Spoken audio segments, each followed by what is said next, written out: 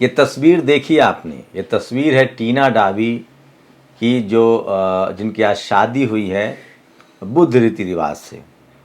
एक और तस्वीर देखिए, ये उत्तर प्रदेश की है जहां दो ओबीसी कम्युनिटी के शख्स ने बाबा साहब के संविधान की प्रस्तावना मानकर शादी की है। तो समाज तेजी से बदल रहा है, लेकिन सबसे पहले अब बात, इन दोनों खबरों को भी दिखाएंगे, निजी मामला, लेकिन सबसे पहले बात राजनीति की।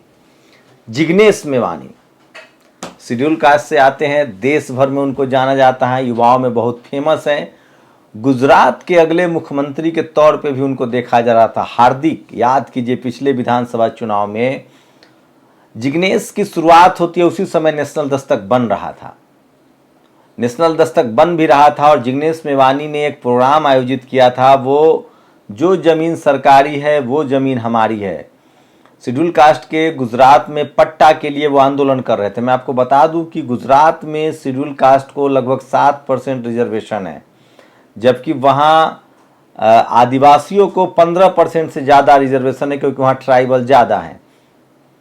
पटेलों के पास संसाधन है लेकिन व्यापारियों का कब्जा है।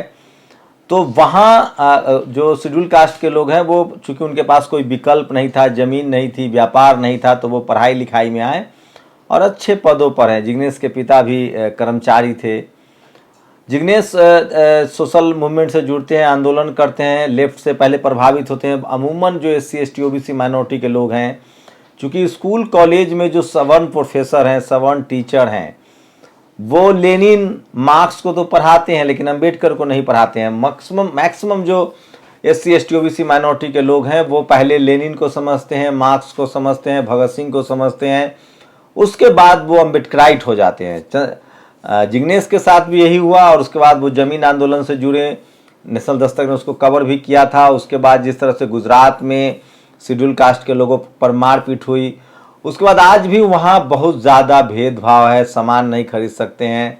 ट्राइबलों के साथ भी यही स्थिति है, लगभग देश में लगभग यही स्थिति है। उसके बाद गुजरात में जिग्नेश मेवानी और हार्दिक पटेल और राठौर जो ओबीसी कम्युनिटी से आते हैं, इनकी तिकड़ी बनती है और पिछले विधानसभा चुनाव में बीजेपी को बहुत मुश्किलों का सामना करना पड़ता है। मामूली अंतर से वो तमाम साम दाम दंड भेद के बाद वो चुनाव जीत पाते हैं। उसके बाद बीजेपी की कोशिश थी कि इस तिकड़ी को तोड़ दिया जाए और वो करने में सफल भी हुई। जिग्नेश ने निर्दलीय चुनाव लड़ा कांग्रेस के समर्थन से, मैं उसमें देखा भी था करीब से, वो चुनाव जीतते हैं। हार्दिक चुनाव नहीं लड़े, उनको कांग्रेस वर्किंग प्रेसिडेंट बनाती है। और राठौर जो एक और ओबीसी के बड़े चेहरे थे, उनको बीजेपी अपने पाले में ले आती है, उस वजह से वो कॉम्बिनेशन टूट जाता है। उसके बाद अभी जिस तरह से लगातार जिग्नेश मेवानी सोशल मीडिया पर लिखते हैं, एक देश भर के चेहरा है, नेशन वाइड उनका इमेज बना है, पूरे देश में जिग्नेश मेवानी को जाना जाता है। गुजरात में मुख्यमंत्री के तौर पे भी उनको लोग देख रहे हैं। एक बड़े नेता तो हैं SC ST OBC माइनॉरिटी में। ऐसे दौर में जब मान्यवर कांसीराम साहब के बाद कोई बड़ा नेता नहीं दिख रहा था, मायावती जी आती हैं, उसके बाद जिग्नेश मेवानी, चंद्रशेखर रावत ने नए युवा विकल्प थे जो तेजी से उभरे थे। देवाशीष जरारिया थे, वो कांग्रेस में चले गए, वो भी एक अच्छा चेहरा थे।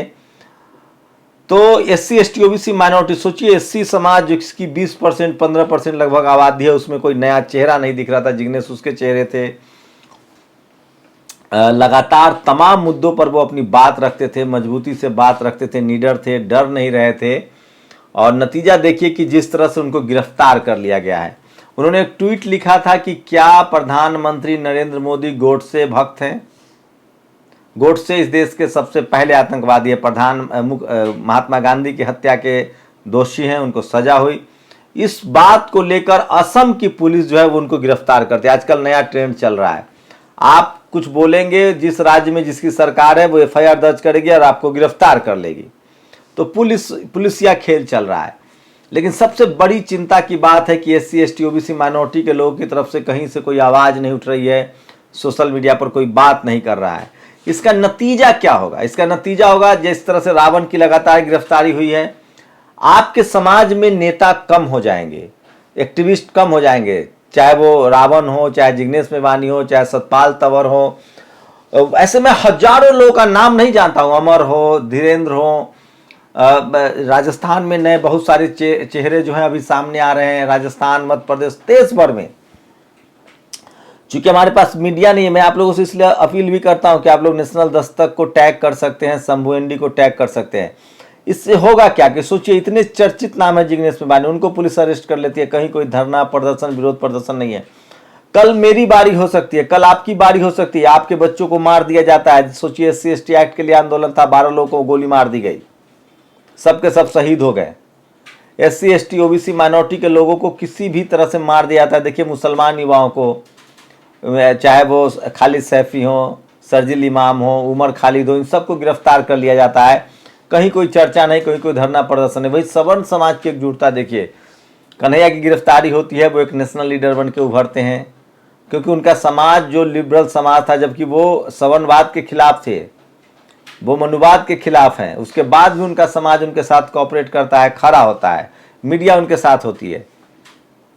अगर SC/ST OBC माइनॉरिटी के लोग अपने ही एक्टिविस्ट, अपने ही नेता, अपने ही पत्रकार के साथ खड़े नहीं होंगे तो आप एक गूंगे समाज के रूप में तब्दील हो जाएंगे। और नतीजा आप लोग के सामने है, मुझे कुछ कहने की जरूरत नहीं है। इस देश में एक भी SC/ST OBC माइनॉरिटी का आदमी जो सरकारी कर्मचारी हो, अधिकारी हो, चपरासी हो, वो अपने कलेजे पर हाथ रख के कह दे कि वो सम्मान से नौकरी कर रहा है तो मैं पत्रकारिता छोड़ दूंगा, बिना भेदभाव, बिना शोषण के। चलिए ये तो छोड़ दीजिए, SC/ST OBC माइनॉरिटी का एक भी विधायक, MLA, MP ईमानदारी से कह दे, एक भी कैबिनेट मिनिस्टर, चाहे वो राज्यों में हो या सवर्ण लीडरशिप वाली जो पार्टियां हैं, चाहे वो कांग्रेस हो, BJP हो, नवीन पटनायक हो, ममता, यहां अगर वो खुल के अपनी बात रख पा रहे हैं तो भी मैं पत्रकारिता छोड़ दूंगा। मैं जानता हूं जन्नत की हकीकत क्या है।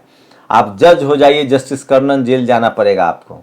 आप बिजनेसमैन हो जाइए, आप साथ कुछ भी हो, इस देश में विजिलेंस के चेक में सबसे ज्यादा SC/ST OBC माइनॉरिटी के लोग फंसे हुए हैं। उनकी संपत्ति पर, उन पर आय से अधिक संपत्ति। सोचिए, 3 बार जिस परिवार में 2 मुख्यमंत्री हैं, लालू यादव, आज उनको जमानत मिली है।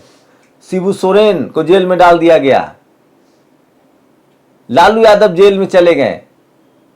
तो आप कल्पना कर सकते हैं कि जब आपका चीफ मिनिस्टर सुरक्षित नहीं है, जब आपका chief justice, Calcutta high court के जज सुरक्षित नहीं, जस्टिस कर्नल, जब आपका इतना लोकप्रिय फेमस युवा नेता सुरक्षित नहीं है, उसको भी पुलिस हाथ डाल देते। इसकी वजह क्या है कि हम एक समाज के तौर पे एकजुट नहीं है। और जब तक आप समाज के तौर पे एकजुट नहीं होइएगा, टीवी अखबार आपके पास है नहीं, सोशल मीडिया पर अपनी बात रख सकते हैं, और जब तक आप समाज के तौर पे एकजुट नहीं होइएगा, ये सारी चीजें आपके साथ चलती रहेंगी। आपके पास वो तमाम पावर सेंटर्स है, 5-6, judiciary, media, bureaucracy, college, university और बिजनेस। जब तक आप इसमें, खासकर मीडिया में नहीं आएंगे, तब तक आपके साथ होता रहेगा। और आप कुछ भी कर लीजिए, जाति कभी जाति नहीं है, आप छुप के रह लीजिएगा, जनरल कैटेगरी में भी आप दाखिला लीजिएगा, नौकरी कीजिएगा, तो भी जाति पीछा करती रहेगी।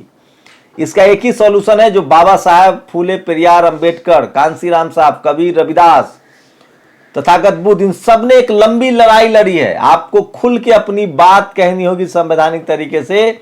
और जिस दिन हम लोगों ने बात करना शुरू कर दिया, एक दूसरे का हाथ पकड़ लिया, यकीन मानिए इस देश बहुत बेहतर मुल्क हो जाएगा, यहाँ के नागरिक बहुत बेहतर हो जाएंगे। तो SC/ST OBC माइनॉरिटी के लिए बहुत ज़रूरी था कि उनके नेताओं को गिरफ्तार कर लिया जाता है। आप कुछ नहीं कर पाते हैं।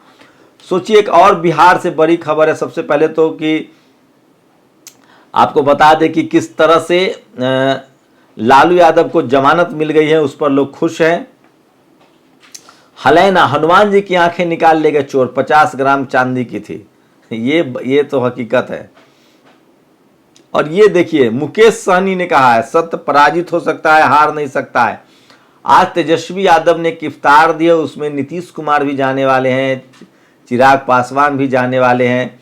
मुकेश सहनी एक बड़ा फैक्टर हैं इस बार बिहार के चुनाव में, वो भी जाने वाले हैं।